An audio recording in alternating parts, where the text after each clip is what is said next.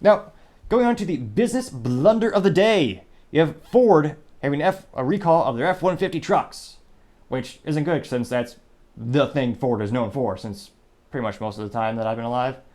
That's why they killed all their cars, or the production of all their small cars in the U.S. They weren't making them very well, reliability, but it's also not a lot of profit in cars in terms of small cars.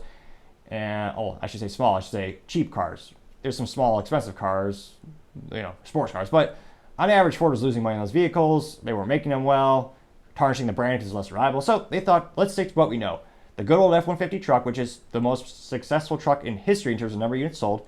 Then you have the Mustang, which is the last good pony car because its last one has been bastardized with an electric power plant or being changed into a four-door sedan like the Camaro is, which, interesting choice, GM.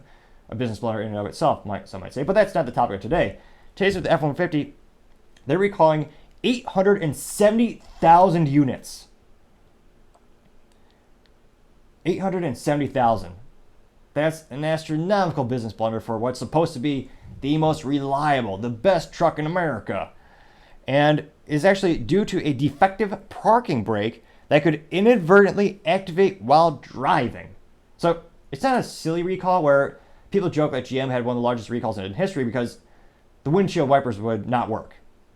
Which, again, is pretty pathetic to not have that simplest of technologies figured out by now.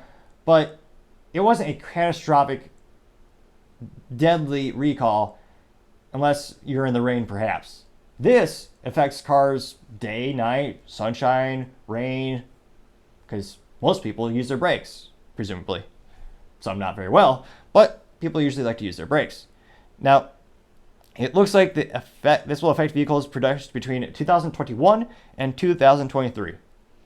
Now, to give you a little idea of how many trucks, they make about 300,000 trucks per year.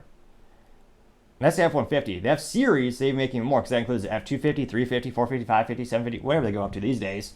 They get pretty big for the commercial applications. But to have what's supposed to be the most reliable thing you make, and what is the most popular thing you do make, to have such a big recall for something that is a legitimate safety concern, that's got to be, bar none, the business blunder of the day.